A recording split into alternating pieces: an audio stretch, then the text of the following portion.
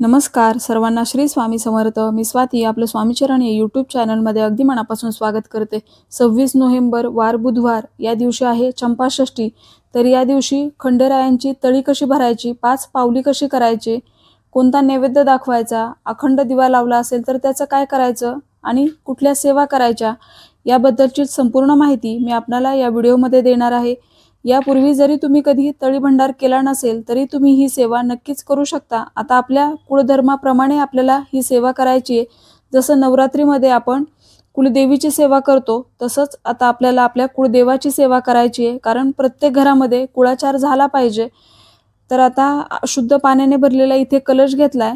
आता अशी घोंबडी जर तुमच्याकडे असेल तर ती घ्या आणि ती नसेल तर एक स्वच्छ धुतलेलं बेडशीट खाली अंतरायचे आणि पिवळ्या किंवा लाल किंवा पांढऱ्या रंगाचं छोटंसं वस्त्र त्याच्यावर अंथरून आपल्याला तळी भरायची। आता इथे कलशला मी कलावा बांधून घेतलाय आणि त्याच्यावरती आपल्याला स्वस्तिक काढून घ्यायचंय।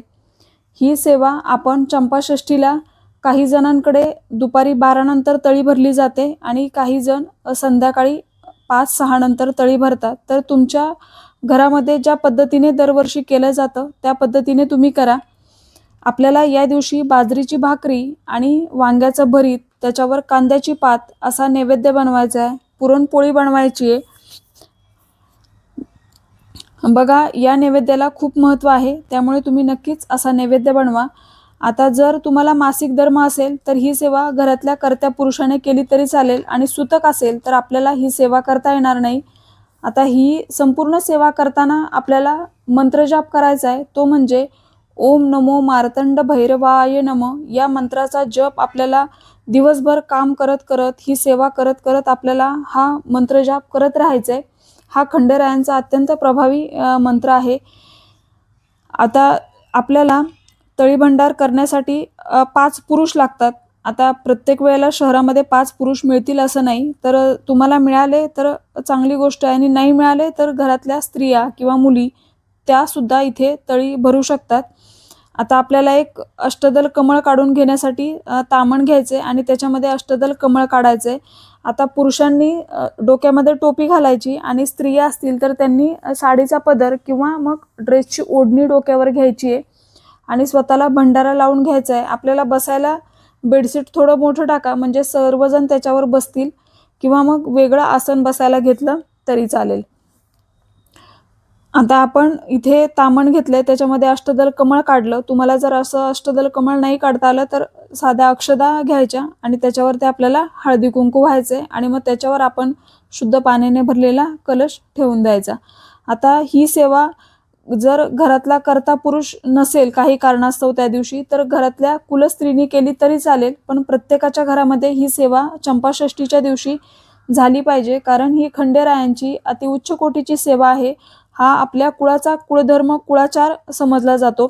यापूर्वी जरी तुम्ही केली नसेल तरी असं व्हिडिओमध्ये दाखवल्याप्रमाणे तुम्ही ही सेवा करू शकता। याने तुम्हाला कुठलेही दोष लागणार नाहीत, उलट आपल्यावर आपल्या कुळदेवाचा अखंड कृपाशीर्वाद राहतो। आता इथे शुद्ध पाण्याने भरलेला कलश घेतला, त्याच्यामध्ये हळद कुंकू अक्षदा व्हायच्या, 1 रुपयाचं नाणं सुपारी व्हायची, पुष्प व्हायचं आणि बघा असे कलशावर आपल्याला 5 पानं ठेवायचेत। विड्याची ठेवा किंवा आंब्याची पानं ठेवली तरी चालेल। मग इथे आपल्याला एक खोबऱ्याची वाटी घ्यायची आहे।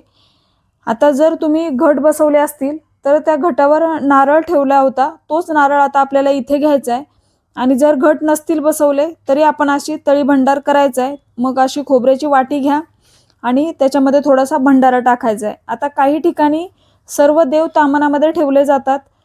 आता ही जर तुमच्याकडे अशी पद्धत असेल की सर्व देव तामणामध्ये ठेवायचे तर तुम्ही तसं करा, किंवा मग जोडविड्याच्या पानावर इथे फक्त आपल्या कुलदेवाचा आणि कुलदेवीचा टाक इथे ठेवला जातो। आता मी हा व्हिडिओ आधी करते त्यामुळे देवघटी बसलेत, मला कुळदेवांचा टाक हलवता येणार नाही, त्यामुळे मी इथे सुपारी स्वरूप तुम्हाला दाखवतेय।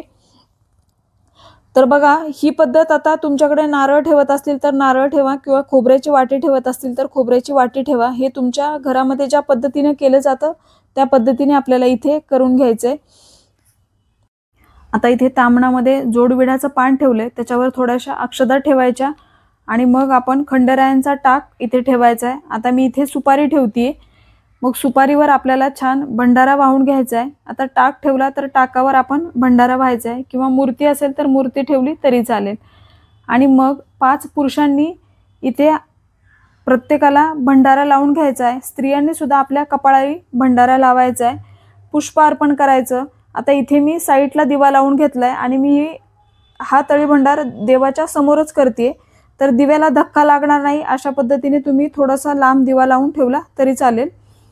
आता आपण तळीभंडार करणार तर 5 पुरुषांनी किंवा स्त्रिया असतील, जे कोणी असतील त्यांनी हे तामण हातामध्ये उचलायचं आहे आणि 5 वेळा आपल्याला ते वरती करायचं आहे। वरती घ्यायचं, आपल्या डोक्याला स्पर्श करायचा आणि परत खाली घ्यायचं। आता हे करत असताना आपल्याला येळकोट येळकोट जय मल्हार सदानंदाचा येळकोट असा जय जयकार करायचा आहे। हे तामण असं 5 वेळा डोक्याला लावायचं, परत खाली घ्यायचं, जमिनीला टेकवायचं नाही।